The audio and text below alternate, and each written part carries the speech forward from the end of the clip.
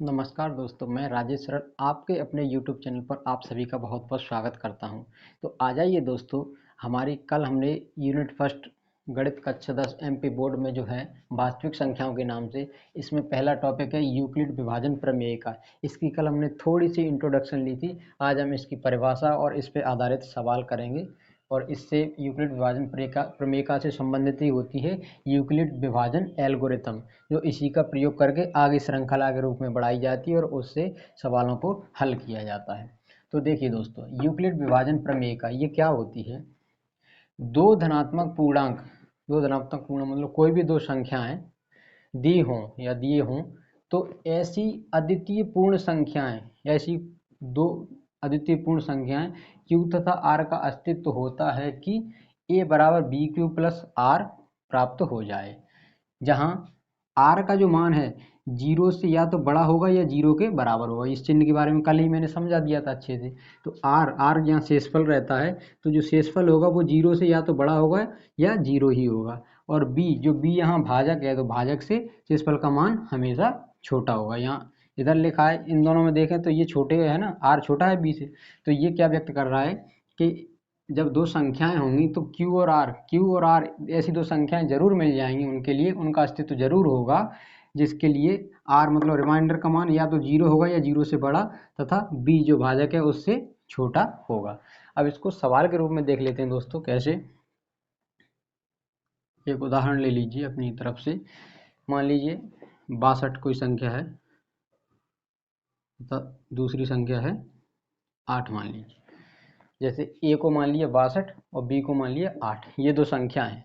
तो इसके लिए ये अप्लाई करना है कि यूक्लिड विभाजन एल्गोरिथम यूक्लिड विभाजन प्रमेय का लागू हो रही है कि नहीं। कैसे, इनका अस्तित्व होता ही है। जब कोई दो संख्याएं होंगी तो Q और R ऐसी दो संख्याएं जरूर होंगी जिनके लिए ये संतुष्ट होता है। R का मान जीरो, ये संतुष्ट होता है, और R जो रिमाइंडर है उसका मान जीरो होगा या तो, या जीरो से बड़ा होगा, तथा B मतलब जो ये भाजक है, भाग जिससे भाग देते हैं, उससे छोटा होता है R का मान। तो देखिए इसके लिए चेक करेंगे,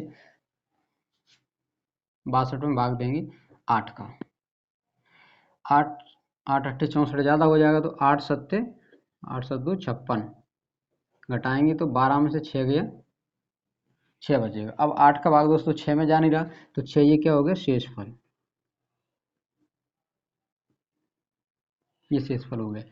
और ये जो भाग की जांच का फॉर्मूला था मैंने कल बताया था, कैसे इसका और इसका गुणा और इसके बराबर होता है। 62 किसके बराबर होना चाहिए, 8 और 7 के गुणा, तो 8 गुणा 7 और प्लस में जो शेषफल होता है वो। तो ये तो अभी यहाँ लिख लिया। अब इसको नीचे देखें, ये 62 है, जैसे ये 8 सत्ते 56 प्लस 6, तो 56 और 6 कितना होता है दोस्तों, 62 ही होता है। तो 62 बराबर 62, इसका मतलब क्या हुआ कि 62 बराबर 62, दोनों पक्ष बराबर हो गए, मतलब ये बात और ये बात बराबर है। तो यहाँ से ये सिद्ध हो गया कि A बराबर BQ प्लस R। यहाँ A का मान क्या हो गया, 62, B का मान क्या हो गया 8, ये B हो गया, ये हो गया, ये हो गया Q, और ये हो गया अपना R। A हो गया, ये B हो गया, मतलब जिससे भाग दे रहे थे भाजक हो गया 8, जिसे B से व्यक्त करते हैं। ये हो गया भागफल जो भागफल प्राप्त हुआ है, और ये है शेषफल जो रिमाइंडर प्राप्त हुआ है R। तो देखिए दोस्तों, अब इस कंडीशन को चेक करें। R का मान कितना है, 6। तो R का मान मैंने बोला था इस कंडीशन से, ये क्या बोल रही है कंडीशन कि R का मान या तो जीरो से बड़ा होगा या जीरो के बराबर। ये चिन्ह कह रहा है बराबर, ये कह रहा है बड़ा, तो R का मान यहाँ 6 है, तो मतलब जीरो से बड़ा है, तो ये कंडीशन सही है। दूसरी कंडीशन क्या है कि R का मान B से छोटा होगा। यहाँ B क्या है, 8, तो 8 से 6 छोटा है, R मतलब 6, तो 8 से 6 छोटा है, तो ये कंडीशन भी यहाँ पूरी अप्लाई हो रही है। तो ये हो गई दोस्तों आपकी यूक्लिड विभाजन प्रमेय का। एक बार फिर से देख लीजिए। यूक्लिड विभाजन प्रमेय का ये कहती है कि जब कोई दो धनात्मक पूर्णांक संख्याएं हों तो उनके लिए Q और R कोई दो ऐसी संख्याओं का अस्तित्व होता है जो इस फॉर्मूले को अप्लाई होती है, इस फॉर्मूले को सत्यापित करती हैं कि जो संख्या दी गई है बड़ी वाली वो, और उसमें दो संख्याओं का गुणनफल जिसमें एक भाजक होता है एक भागफल और प्लस शेषफल, ये कंडीशन को फॉलो करती हैं। जिसमें आर जो रिमाइंडर होता है वो या तो शून्य होगा या शून्य से बड़ा होगा, तथा बी मतलब भाजक जिससे भाग दे रहे हैं भाजक से छोटा होगा, तो वो भी यहाँ आपकी अप्लाई होगी। 62 जो मान है वो देखिए 8 मतलब भाजक जिससे भाग दे रहे हैं, गुणा 7 मतलब भागफल के गुणनफल, तो यहाँ ये हो गया बी और क्यू हो गया 7 और 6 हो गया आर। यहाँ से लागू हो रही है कि आर रिमाइंडर 6 है जो कि 0 से बड़ा है, लेकिन बी मतलब बी से छोटा मतलब 8 से छोटा है। तो उम्मीद है दोस्तों कि यूक्लिड विभाजन प्रमेय का आपको अच्छे से समझ में आ गई होगी। अब आगे बढ़ते हैं और यूक्लिड विभाजन एल्गोरिथम का प्रयोग करते हुए आगे संख्याओं के जो भी संख्याएं दी गई हों उनका HCF मतलब महत्तम समापवर्तक ज्ञात करेंगे। यहाँ दोस्तों एक बात और बताने को रहेगी थोड़ी सी, इनमें वैसे तो मैंने संकेतों में बता दिया, लेकिन अलग से भी लिखना चाहें तो आप लिख सकते हैं। यहाँ 62 जो है ये क्या है, भाज्य है। कल बता दी थी वैसे मैंने, आज फिर से लिख ली। 62 भाज्य है, ये 8 जो है भाजक है,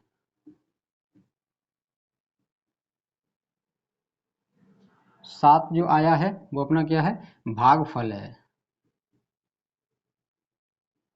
और 6 अपना जो आया है वो क्या है, रिमाइंडर मतलब शेषफल है। ये इतनी सी बात और जोड़ लीजिए, कल बता दी थी वैसे मैंने, फिर भी देख लीजिए। 62 है ये अपना भाज्य है, ये 8 है अपना भाजक है, 7 है जो अपना भागफल आया है, और 6 बचा है वो शेषफल बचा है। तो ये यूक्लिड विभाजन प्रमेय का समाप्त होती है। अब देखते हैं यूक्लिड विभाजन एल्गोरिथम। आ जाइए दोस्तों, अब देखते हैं यूक्लिड विभाजन एल्गोरिथम। दोस्तों अगर आपको यूक्लिड विभाजन प्रमेय का समझ में आ गई है तो एल्गोरिथम कोई भी अलग चीज नहीं है। एल्गोरिथम बस एक एक्स्ट्रा काम इसमें ये रहता है कि यहाँ हमने भाग दिया था तो 6 शेषफल आ गया, वहाँ उसको छोड़ दिया था। एल्गोरिथम में हम तब तक भाग देते जाते हैं जब तक कि शेषफल 0 प्राप्त ना हो जाए। जब हमारा शेषफल 0 प्राप्त हो जाएगा वहीं ये प्रक्रिया भाग वाली समाप्त कर देते हैं। तो इसी श्रृंखला को हम कहते हैं यूक्लिड विभाजन एल्गोरिथम। कैसे दोस्तों, अभी भाषा से आपको शायद ना समझ में आ रहा हो, लेकिन एक उदाहरण ले लेते हैं। जैसे यहाँ हमने उदाहरण ये लिया था, इसमें शेषफल 6 था, उसमें शेषफल जब तक 0 प्राप्त नहीं हो जाएगा तब तक भाग देते रहेंगे। और वो भाग दिया कैसे जाता है, कौन सी स्टेप उठाई जाती है वो उसको देखते हैं। मान लीजिए 774 और 12 ये है, ये दो संख्या है, ये कोई ए संख्या है, ये बी संख्या है। इसमें यूक्लिड विभाजन प्रमेय का लगाना है, वो यूक्लिड विभाजन प्रमेय का लगाएंगे, एल्गोरिथम तक ले जाएंगे।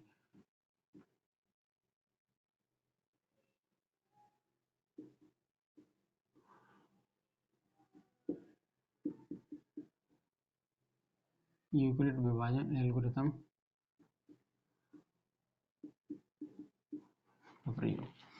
देखिए दोस्तों कैसे करेंगे, सबसे पहले तो ये बड़ी संख्या जो होती है उसमें छोटी संख्या का भाग देंगे, और इसमें चरण वाइज जाएगा भाग। सो पहले चरण फर्स्ट क्या होगा, 774 में भाग दिया आपने 12 का। जैसे सामान्य तरीके से दोस्तों भाग देते हैं वैसे ही भाग देंगे।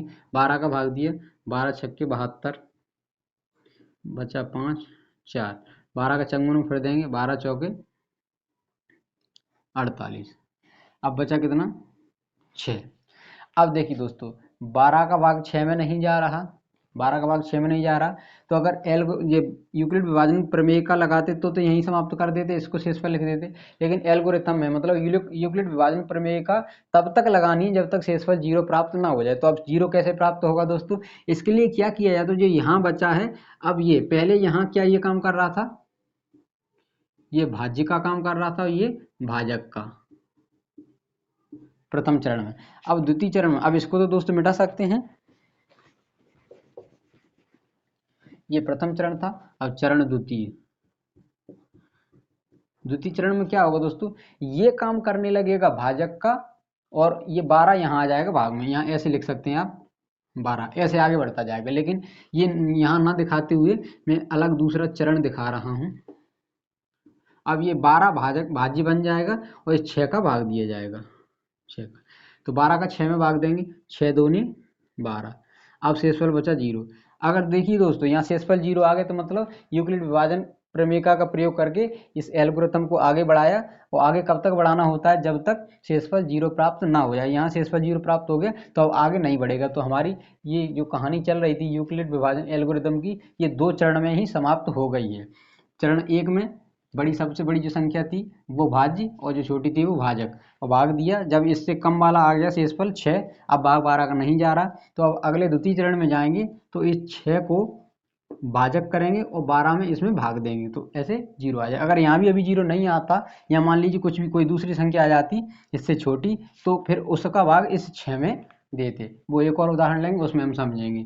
तो इस प्रक्रिया को यूक्लिड विभाजन एल्गोरिथम के फॉर्म में कैसे लिखेंगे दोस्तों, ये 774 वाली को, 774 बराबर किसके हुआ, 12 गुणा 64, 12 में गुणा 64 का किया प्लस 6। प्रथम चरण जो है यूक्लिड विभाजन एल्गोरिथम का प्रथम चरण ये हुआ। अगर आप इसको गुणा करके जोड़ लेंगे तो ये 774 ही आएगा। ये प्रथम चरण हुआ दोस्तों। और द्वितीय चरण क्या हुआ, जो ये वाला चरण है ये क्या है, 12, द्वितीय चरण 12 किसके बराबर, 12 बराबर है ये 6 गुणा 2 प्लस शेषफल कितना है 0। ये द्वितीय चरण का कंडीशन है। एल्गोरिथम का पहली कंडीशन, पहला चरण ये सूत्र बना रहा है, दूसरा चरण ये बना रहा है। अगर यहाँ अभी भी 0 नहीं आता तो तीसरा चरण भी और बनता, तो उसके लिए एक और कंडीशन यहाँ लिख दी जाती। अब इसमें दोस्तों जो आखिरी बार जिससे भाग दिया गया है, सबसे पहली बार 12 से भाग दिया गया है, दूसरी बार 6 से, तीसरी बार तो भाग दिया ही नहीं गया, तो आखिरी बार मतलब यही हुआ 6। तो आखिरी बार जो भाग दिया जाता है जिस संख्या से, वही संख्या इन दोनों का हाईएस्ट कॉमन फैक्टर, या कहें HCF, या कहें महत्तम समापवर्तक, एक ही बात है, HCF कहा जाए या हाईएस्ट कॉमन फैक्टर या महत्तम समापवर्तक, महत्तम समापवर्तक, इसी को कहते हैं। किसको कहते हैं दोस्तों, जो सबसे आखिरी बार जिस संख्या से भाग दिया जाता है, सबसे आखिरी बार, या इसी को कहते हैं अंतिम भाजक। भाजक मतलब जिससे भाग दिया जाता है, तो सबसे अंतिम भाजक जो 6 है, तो यही इनका HCF हुआ। HCF की परिभाषा में कहें तो HCF क्या होता है कि इन दोनों के बीच वो बड़ी से बड़ी संख्या कि जिसका दोनों में भाग चला जाए। इससे 6 से बड़ी कोई और संख्या नहीं होगी जिसका दोनों में भाग जाए। 7 नहीं हो सकती, 8 नहीं हो सकती, 9 नहीं, 12 का जैसे 12 में चला जाएगा तो इसमें नहीं जाएगा, 12 संख्या 72, और 5 बचेगा तो 54 बच गया। ऐसे ही तो सबसे बड़ी संख्या वो 6 है इन दोनों के लिए, जिसका इसमें भाग जाएगा। इससे बड़ी और कोई संख्या नहीं हो सकती। वो बड़ी संख्या जो वही हाईएस्ट कॉमन फैक्टर, महत्तम समापवर्तक, उसी को बोलते हैं। तो जो यूक्लिड विभाजन एल्गोरिथम में जो आई है वो संख्या, वो 774 और 12 के लिए वो कौन सी है, 6। इसे याद ऐसे रखें कि जो अंतिम भाजक है, जिसका आखिरी बार भाग दिया गया है, जिसका आखिरी बार भाग दिया गया है, वही HCF होता है। जिसका भाग देने पर शेषफल 0 आया है, वही HCF होता है। फिर से देख लें, 774 में 12 का भाग दिया तो 64 यहाँ आया, 6 यहाँ आया। अभी शेषफल 0 नहीं हुआ, तो आगे और भाग देने की जरूरत है दोस्तों। तो आगे और भाग अब किस में दिया जाएगा, इस 12 में। ये भाजक बन जाएगा, ये अब भाज्य बन जाएगा अगले द्वितीय चरण में। तो 12 में 6 का भाग दिया 2 बार, शेषफल 0 आ गया। शेषफल 0 आ गया मतलब दोस्त अपना भाग की क्रिया समाप्त हो गई यहाँ। तो भाग की क्रिया समाप्त होने पर जब आखिरी बार जिससे भाग दिया गया था, मतलब 6 से, वही इन दोनों संख्याओं का HCF कहा जाएगा। उम्मीद है दोस्तों को समझ में आया होगा। अब आपकी प्रश्नावली 1.1 का जो एक पहला उदाहरण है, उस उदाहरण को लेकर मैं आपको हल कराए दे रहा हूँ। उसमें 4 से 5 चरणों में वो उदाहरण हल होगा, तो इसको देख लीजिए और आगे बढ़ते हैं। तो आ जाइए दोस्तों, ये आपकी यूनिट फर्स्ट की प्रश्नावली 1.1 का उदाहरण पहला है। इसे उदाहरण 1.1 लिखा गया है। क्वेश्चन क्या कह रहा है, 4052 तथा 12576 का HCF यूक्लिड विभाजन एल्गोरिथम का प्रयोग करके ज्ञात कीजिए। HCF मतलब महत्तम समापवर्तक, या कहें हाईएस्ट कॉमन फैक्टर ज्ञात करना है दोस्तों। किसके प्रयोग से, यूक्लिड विभाजन एल्गोरिथम। यूक्लिड विभाजन एल्गोरिथम अभी हमने सॉल्व करके आपको बताया ये क्या होती है, A बराबर BQ प्लस R, ये होती है। तो देखिए दोस्तों, इसमें चरण डायरेक्ट चलते हैं। समझा तो मैंने दिया, ये आपको अच्छे। चरण पहला, पहले चरण में क्या करेंगे, सबसे जो बड़ी वाली संख्या है उसमें इस छोटी वाली संख्या का भाग देंगे, और चरण बाई चरण चलते जाएंगे। तो 4052 है, भाग किस में देंगे, 12576 में। देखिए दोस्तों, भाग दे रहे हैं। 4000 है, ये 12000 है, तो ये लगभग 3 गुने के बराबर है। तो ऐसा समझ में आ रहा है कि 3 बार जाएगा भाग। तो 3 दूनी 6, 3 5 15, 15 के 5 यहाँ से ले आगे 0 है तो 15 का पूरा आ जाएगा। 3 चौके 12, घटाएंगे 6 में से 6 गया 0 बचेगा, 7 में से 5 गया 2 बचेगा, 5 में से गया 4 बचेगा, 420 बचा दोस्तों। तो दोस्तों देखिए इससे ये छोटा है, लेकिन क्या ये शून्य प्राप्त हुआ? नहीं, नहीं हुआ, तो अभी भाग की क्रिया अपनी पूरी नहीं हुई। तो प्रथम चरण में अपना यहाँ रहा। प्रथम चरण की कंडीशन क्या बन रही है? ये 12,576 किसके बराबर हो रहा है? 4052 गुणा 3 प्लस में 420। ये है प्रथम चरण की कंडीशन। 4052 का भाग दिया तो ये शेषफल आया, और भागफल कितना आया? 3। भाजक क्या था? ये। तो ए यहाँ ये हो गया, ये बी हो गया, ये क्यू हो गया, ये आर हो गया। इस फॉर्मूले से मिलान करते जाएं दोस्तों। ये ए मतलब जो बड़ी संख्या है वो ए, ये बी है जिसका भाग दिया है, और ये आर है जो भागफल क्यू है, और आर ये है 420। पहले चरण में यहाँ 0 नहीं हुआ तो अगला चरण और लेंगे। कब तक करेंगे दोस्तों? HCF कब आ जाएगा? जब सबसे आखिरी में शेषफल शून्य प्राप्त हो जाएगा। तो शून्य प्राप्त शेषफल जब होगा उस समय जिससे भाग दिया जा रहा है वो जो भाजक होगा, अंतिम भाजक जिसे बोलते हैं, वही इसका HCF होगा। तो चरण दूसरा। अब देखिए दोस्तों, पहले चरण में ये भाजक था और ये भाजक था और ये भाज्य था। अब ये भाजक बन जाएगा, ये भाज्य। यहाँ जो होगा उसमें भाग देते जाएंगे, जो यहाँ शेषफल में बचते जाएगा उसका। तो 4052 यहाँ लिखा जाएगा। इसमें भाग किसका देंगे दोस्तों? ये जो भागफल में आया है 420। अब देखिए ये 400, ये 4000 है, तो 4 दाम 40, 10 बार तो ज़्यादा हो जाएगा। 10 बार तो पढ़ाई नहीं ज़्यादा पढ़ा, देखते हम 9 बार पढ़ते हैं भाग के लिए। 10 बार तो फिर वो एक बार में अलग हो जाएगा, तो 9 बार पढ़ा जाएगा। तो 9 का 0 0, 9 दूनी 18 की 8 हासिल 1, 9 चौके 36 और 1 37। अब इसको घटाएंगे दोस्तों, 2 बचा, 15 में से 8 गया 7 बचा, और यहाँ 9 में से 7 गया 2 बचा। देखिए दोस्तों 272 बचा। क्या ये 0 है? नहीं है, नहीं है, तो यहाँ अभी प्रक्रिया अपनी समाप्त नहीं हुई। तो दूसरे चरण में ये फॉर्मूला बनाए यूक्लिड विभाजन एल्गोरिथम, यूक्लिड विभाजन प्रमेयिका का। तो क्या बन रहा है? अब यहाँ 400 ए की जगह क्या आ जाएगा? 4052 बराबर बी की जगह क्या आ जाएगा? 420 गुणा क्यू मतलब भागफल क्या आ जाएगा? 9 प्लस रिमाइंडर क्या आ जाएगा? 272। ये बनी दूसरी कंडीशन, द्वितीय चरण की कंडीशन ये हो गई। अब यहाँ 0 प्राप्त नहीं हुआ तो दोस्तों तृतीय चरण और देखना पड़ेगा। अभी आ गया चरण तीसरा। तीसरे चरण में दोस्तों इसका भाग देंगे इसमें, क्योंकि ये भाजक बनता जाएगा और इधर का है वो भाज्य बनता जाएगा। तो 420 में भाग देना है 272 का, एक ही बार जाएगा 272 लिख लेंगे। बचेगा कितना? 10 में से 2 गए 8, और 11 में 7 गए 4, 3 में से 2 गए 1, 148। देखिए दोस्तों अभी भी इसकी पूर्ति नहीं हुई, मतलब शेषफल 0 प्राप्त नहीं हुआ। ये प्रक्रिया तब तक दोहराते जाएंगे, तब तक चरण बढ़ाते जाएंगे जब तक शेषफल 0 प्राप्त ना हो जाए। तो यहाँ से फिर ये कंडीशन क्या बनी? यहाँ देखो, यहाँ 420 आ जाएगा ए की जगह। 420 किसके बराबर है? 272 गुणा 1 प्लस में शेषफल 148। इससे मिलान करते जाना दोस्तों। अब यहाँ ए क्या बन गया था? जिसमें भाग दिया जा रहा था ये, और बी क्या था? ये जिससे भाग दिया जा रहा था। एक क्या? क्यू जितनी बार भाग जा रहा था, और आर क्या? जो शेषफल में नीचे बच रहा था। तो चरण चौथा और चरण लेंगे। चौथे चरण में ये दोस्तों कहाँ आ जाएगा? भाजक में, और ये भाज्य में आ जाएगा 272। 272 में 148 का भाग देंगे तो सीधी सी बात एक ही बार जाएगा, 2 बार तो ज़्यादा हो जाएगा। तो 148 यहाँ लिख लेंगे। अब कितना बचा? 12 में से 8 गया 4, 6 में से 4 गया 2, और 2 में से 1 गया 1, 124। दोस्तों अभी क्या 0 प्राप्त हुआ? शून्य प्राप्त हुआ? नहीं प्राप्त हुआ। तो हम इसका और आगे चरण बढ़ाते जाएंगे। तो यहाँ ये कंडीशन एल्गोरिथम वाली कंडीशन क्या बनेगी? यहाँ ए की जगह क्या आ जाएगा? 272 प्लस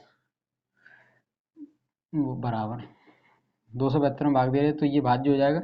ये क्या है? 148 गुणा भाग कितनी बार गया है? एक बार, प्लस में शेषफल क्या बचा है? 24। तो देखिए दोस्तों, अभी 4 चरण तक चलेगा लेकिन अभी भी शेषफल 0 प्राप्त नहीं हुआ, शेषफल 0 प्राप्त नहीं हुआ। अभी देखते हैं दोस्तों, इसको मिटाया जाए थोड़ा, या इधर साइड में यहीं करा देता हूँ मैं, यहाँ आ जाएगा, 2-3 चरण में आ जाएगा। चरण 4 हो गए, और चरण 5, 5वें चरण में दोस्तों देखो, ये क्या है, ये भाजक बनेगा और ये भाज्य रहेगा। 124 का भाग देंगे 148 में, कितनी बार जाएगा दोस्तों, एक बार, तो 124, कितना बचा, 4 और 2, 24 ही बचा। अभी भी 0 प्राप्त नहीं हुआ, 0 प्राप्त नहीं हुआ दोस्तों, तो एक बार भाग और देंगे। इसका कंडीशन, ये एल्गोरिथम वाली कंडीशन क्या बनी, 148 बराबर है 124 गुणा 1 और प्लस में है 24। इससे यहाँ ए का मान कितना आएगा 148, बी का मान 124 जिससे भाग दे रहे हैं, और आर का मान जो भाग मुझे क्यू का मान जो भागफल है वो 1 और आर का मान है 24। तो अभी कंडीशन ऐसी बनी कि अभी 0 प्राप्त नहीं हुआ, तो चरण 6वां और लेंगे। 6वां चरण, 6वें चरण में क्या करेंगे दोस्तों, 24 का भाग देंगे, किस में देंगे, 124 में। अब 24 पंचे 120, 4 बचा दोस्तों। अभी भी शेषफल 0 प्राप्त नहीं हुआ, और अभी भी 0 प्राप्त नहीं हुआ, तो एक चरण और करना पड़ेगा अभी। तो इसकी कंडीशन, एल्गोरिथम वाली कंडीशन क्या बनेगी, 124 बराबर है किसके, 24 गुणा 5 जो भागफल है प्लस में 4 जो शेषफल है। इससे ए का मान यहाँ 124, ये एक का मान होता है, और ये होता है बी का मान जिससे भाग देते हैं वो, और ये होता है भागफल जो यहाँ आता है भागफल में ये, और ये शेष में बचता है शेषफल होता है, ये आर होता है। अब चरण 6वां, 6 चरण हो गए, 7वां चरण। इसमें चरण बाई चरण दोस्तों तब तक बढ़ते हैं जब तक शेषफल 0 प्राप्त नहीं हो जाएगा। तो 7वें चरण में ये 4 तो यहाँ आ जाएगा, भाग किस में देंगे, 24 में। ये भाज्य बन जाएगा, ये शेषफल है वो भाजक बन जाएगा, भाजक मतलब जिसका भाग देंगे, तो 4 छंगे 24। अब देखिए दोस्तों, यहाँ जाके शेषफल 0 प्राप्त हुआ। यहाँ भी लिख सकते थे शेषफल, सभी शेषफल ही है, वो तो 0 प्राप्त हुआ, अपनी कहानी समाप्त हो गई। जो अपन जिसकी खोज कर रहे थे, जिसके पीछे अपन भाग रहे थे, दौड़ रहे थे कि 0 मिल जाए, 0 मिल जाए, तो 0 यहाँ 7वें चरण में आके दोस्तों 0 मिल गया। यहाँ चरण की कंडीशन क्या लिखी जाएगी, 24 बराबर 4 गुणा 6 प्लस 0। ये दोस्त, तो देखिए दोस्तों, पहले चरण में 0 प्राप्त नहीं हुआ, ये प्राप्त हुआ था 420, तो भाग पूरा नहीं हुआ, तो 420 का भाग देंगे। अब इसमें जो शेषफल बचता है वो अगले वाली स्टेप या अगले वाले चरण के लिए भाजक बन जाता है, और जो पहले भाजक होता है वो भाज्य बन जाता है। यहाँ 272 आया, अभी भी शेषफल 0 नहीं हुआ, तो अब इसका भाग दिया जाएगा इसमें, ऐसे दिया। यहाँ 148 बचा, अभी भी 0 नहीं प्राप्त हुआ, तो इस 148 का भाग अगले चरण में देंगे इसमें 272 में। 148 का भाग दिया तो 124 बचा, अभी भी 0 प्राप्त नहीं हुआ, तो अब इसका भाग देंगे इस वाले में, तो यहाँ पहुँचे। अभी भी 24 प्राप्त हुआ, तो 0 नहीं हुआ, तो 24 का भाग अगले चरण में इसमें देंगे, इसमें। इस वाले शेषफल का भाग इसमें दिया जाता है अगले चरण में, शेषफल जो बचता है उसका भाग इसमें दिया जाता है। यहाँ शेषफल 4 बचा, तो उसका भाग अगले चरण में यहाँ दिया जाएगा, 24 में जाएगा। यहाँ शेषफल 420 था, तो अगले नीचे वाले चरण में इसका भाग इसमें देंगे, तो ये लिख लिए 4052 में भाग दिए 420 का। और तब तक करते जाएंगे दोस्तों जब तक शेषफल 0 प्राप्त ना हो जाए, क्योंकि 0 शेषफल हमको प्राप्त इसीलिए करना पड़ता है क्योंकि यूक्लिड विभाजन एल्गोरिथम यूक्लिड विभाजन प्रमेय पर आधारित है, और वो इससे HCF ज्ञात करवाते हैं। तो HCF तभी प्राप्त होता है दोस्तों जब अंतिम भाजक जो हो उसकी भाग देने पर शेषफल 0 प्राप्त हो। तो जब 0 प्राप्त हो जाता है उस समय जिससे भाग दिया गया है उसी को अंतिम भाजक बोलते हैं। इसके बाद तो किसी से भाग दिया नहीं गया, तो यही अंतिम भाजक हुआ। आखिरी भाजक कौन है, 4, जब शेषफल 0 प्राप्त हो रहा है। तो जो अंतिम भाजक है दोस्तों वही हमारा क्या है, HCF है। तो इस ये और ये संख्या में 4 से बड़ी कोई ऐसी संख्या नहीं हो सकती जिसका भाग जाए, तो वो अधिकतम संख्या या महत्तम संख्या कौन सी है, 4 ही है जिसका इन दोनों में भाग जा सकता है। तो ये दोस्तों अपनी कहानी समाप्त होती है। यूक्लिड विभाजन एल्गोरिथम आपको बारीकी से समझ में आ गई होगी, इससे HCF आप ज्ञात कर चुके होंगे। तो लिख देंगे था HCF, इन दोनों संख्याओं का HCF कितना है, 4। HCF क्या होता है दोस्तों, जो अंतिम भाजक होता है वही HCF होता है।